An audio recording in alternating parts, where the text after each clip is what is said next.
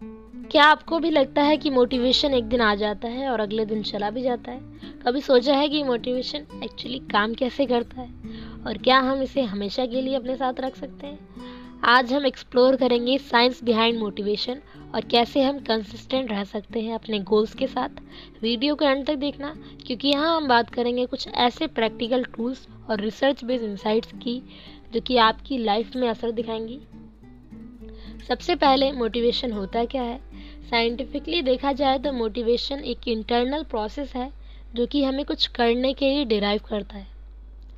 Research कहती है कि मोटिवेशन मेजर दो टाइप के होते हैं। पहला इंट्रिंसिक, जो कि हमारे अंदर से आता है, और दूसरा एक्सट्रिंसिक, जो कि हमारे बाहर के फैक्टर पर डिपेंड करता है। स्टडीज बाय एडवर्ड डेसी और रिचर्ड रे ने दिखाया कि इंट्रिंसिक मोटिवेशन लॉन्ग लास्टिंग होती है क्योंकि ये हमारी पर्सनल सेटिस्फेक्शन पर बेस्ड होती है, अनलाइक एक्सट्रिंसिक जो सिर्फ रिवॉर्ड या पनिशमेंट पर डिपेंड करती है। अब सवाल ये उठता है कि मोटिवेशन हम लूज क्यों करते हैं? इसके पीछे कुछ मेजर साइकोलॉजिकल और न्यूरोलॉजिकल रीजंस हैं। फॉर एग्जांपल, डोपामिन जो कि एक फील गुड हार्मोन है, इसके लेवल्स काफ़ी फ्लक्चुएट होते हैं जब हमारे गोल्स क्लियर नहीं होते या हम अपनी प्रोग्रेस को ट्रैक नहीं करते। यह भी देखा गया है कि जब हम अपने कंफर्ट जोन से निकलकर नए चैलेंजेस को फेस करते हैं तो इनिशियली डोपामिन रिलीज होता है, पर वो धीरे धीरे ख़त्म हो जाता है जब हम अपने गोल्स के प्रति कंसिस्टेंट नहीं रहते। मोटिवेशन के केस में हमारी सराउंडिंग का बहुत बड़ा रोल होता है।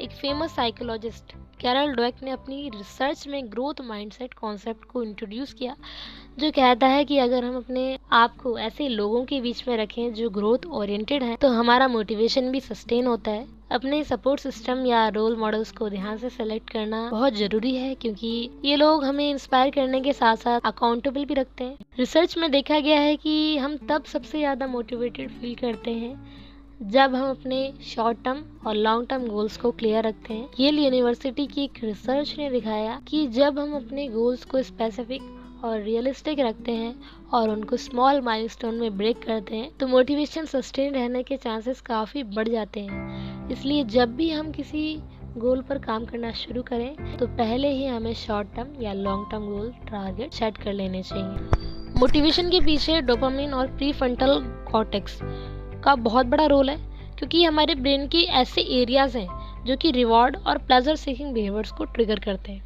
रिसर्च कहती है कि जब हम अपने रिवॉर्ड या अपनी प्रोग्रेस को नोटिस करते हैं तो डोपामिन हमारा रिलीज होता है, जो हमें मोटिवेटेड रखता है। इसलिए ज़रूरी है कि हम अपनी प्रोग्रेस को ट्रैक करते रहें और अपने स्मॉल विन्स को सेलिब्रेट करना ना भूलें। हम कैसे कंसिस्टेंट रह सकते हैं, इसके लिए क्या प्रैक्टिकल टूल्स और टेक्निक है हमारे लिए? सबसे पहला, गोल सेटिंग।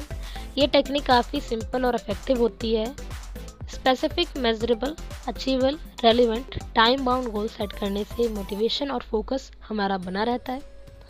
ट्रैकिंग प्रोग्रेस कर सकते हैं हम। हैबिट ट्रैकर ऐप्स का इस्तेमाल कर सकते हैं, लाइक हैबिटिका जैसे ऐप्स का। रिसर्च कहती है कि अपने गोल्स को ट्रैक करना डोपामिन को बूस्ट कर सकता है, जो कि हमें कंसिस्टेंट रहने में हेल्प करता है। अकाउंटेबिलिटी पार्टनर और सपोर्ट सिस्टम।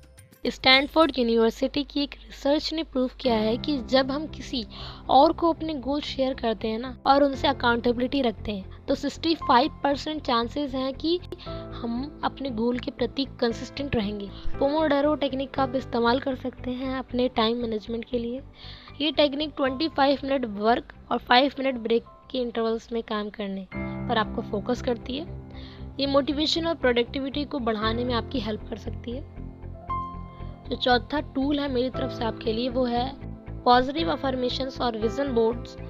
साइंटिफिकली प्रूवन है मोटिवेशन और सेल्फ बिलीफ बिल्ड करने में।